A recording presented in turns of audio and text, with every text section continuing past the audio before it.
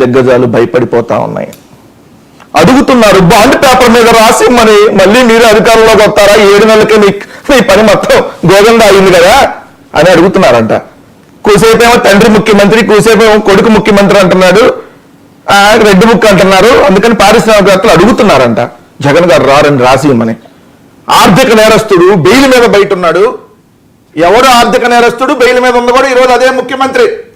అది కూడా ఒళ్ళంతా నాకు రోగాలు ఉన్నాయంటే రోగాల బెయిల్ ఇస్తే మధ్యంతర బెయిల్ తర్వాత బెయిల్ తెచ్చుకున్నారు. ఏది ఒళ్ళంతా రోగాలు ఉన్నాయని బెయిల్, నాకు ఒక కన్ను పోయింది ఇంకో కన్ను పోయే పరిస్థితిలో ఉంది, బెయిల్ ఇస్తారా లేదు సత్తారంటే బెయిల్ ఇచ్చారు. నేను మాట్లాడితే చాలా కటుగ్గా ఉంటది. ఎవడు ఆర్థిక నేరస్తుడు బెయిల్ మీద ఉంది. ఇప్పుడు ప్రస్తుత ముఖ్యమంత్రి కూడా బెయిల్ మీద ఉన్నాడు. చంద్రబాబు నాయుడు అనేటటువంటి ప్రస్తుత ముఖ్యమంత్రి రోగాల బెయిల్ మీద బయట ఉన్నాడు. తెలుసుకొని మాట్లాడాలి. దావోస్ ఏం కంపెనీలు వచ్చినాయి చెప్పంటే బిల్గేట్స్ ని కలిశాడండి, బిల్గేట్స్ పిఏని కలిశారండి, బిల్గేట్స్ అసిస్టెంట్ ని కలిశారండి, ఆ బిల్గేట్స్ ఆఫీస్ లో ఉండే బాయ్ ని కలిశారండి, పలానా టాటా ఆఫీస్ లో ఉండేటటువంటి వాచ్మెన్ ని కలిశారండి, ఆ సెక్యూరిటీని కలిసామండి. వస్తున్నాయండి వరద, పెట్టుబడుల వరద రాని తీసుకురండి. ఏ కంపెనీతో ఎంఓఏ కుదుర్చుకున్నారన్న? కుదుర్చుకుంటేనే కదా మనం నోటి నుంచి చెప్పడానికి ఏమన్నా వచ్చేది. 2 కంపెనీలు అంట వెళ్ళిపోతున్నాయి.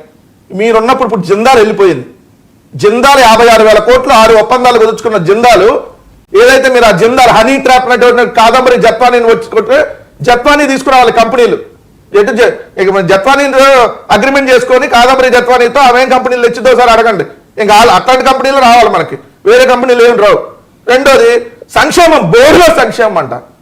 అందుకనే కదా ఇవ్వట్లేదు మీరు బోర్డులో సంక్షేమమే. ఇంత కింద ఇస్తావు, నీకు 15 ఇస్తావు, నీకు 15 ఇస్తావు, అన్న నీకు 15 ఇస్తావు, అమ్మమ్మ మరా నీకు 15, అదే ఇంకో పిల్ల వచ్చింది నీకు 15. బోడిలో సంక్షేమం అన్నాడు. ఎందుకు మరి వచ్చి బోడి మాటలు మాట్లాడి కనపడ్డ మొత్తానికి ఇస్తానని చెప్పి గాలి మాటలు ఎందుకు మాట్లాడారు? ఈ తెలుగుదేశం జనసేన అడుగుతున్నా. ఏది మహిళలకు వచ్చిన బస్సు అది? అదేవిధంగా మీరు ఇస్తానన్నటువంటి నీకు 1500, నీకు 1500 నెలల 18 సంవత్సరాల దాకా మహిళలకు 1500 ఇస్తాను 7 నెలలు 1 నెలను ఇచ్చారా?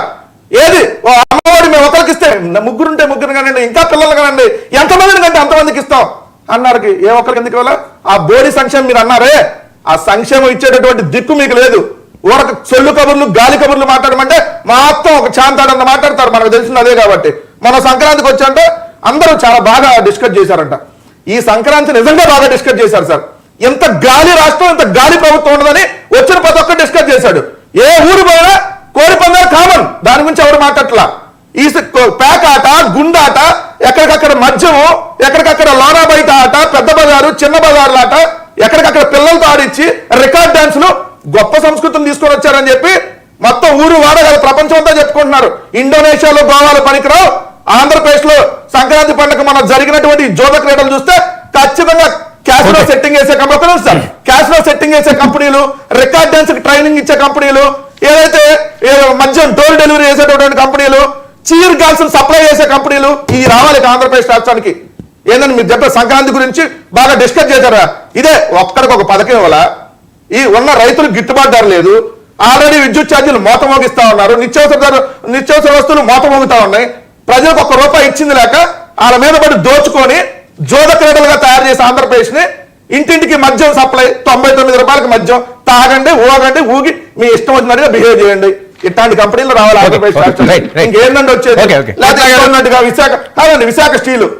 మీకు దమ్ముంటే విశాఖ స్టీల్ ప్రైవేటీకరణ ఆపమంటున్నా. 11,000 కోట్లు ఇచ్చామని చెబుతున్నారు. రాజశేఖర రెడ్డి గారు ఉన్నప్పుడు 2006లోనే 6,000 కోట్లు తెచ్చాడు. 2006లోనే ఏది కేంద్రం నుంచి 6,000 కోట్లు. ఇప్పుడు మీరు ఏదో 11,000 కోట్లు అంటున్నారు కదా, 35,000 కోట్లు అప్పు ఉంది. 11,000 కోట్లతో ఏం చేయాలి? ఆల్రెడీ విశాఖ స్టీల్ కి సంబంధించి అగ్నిమాపక దళం ప్రైవేటీకరణ అయింది.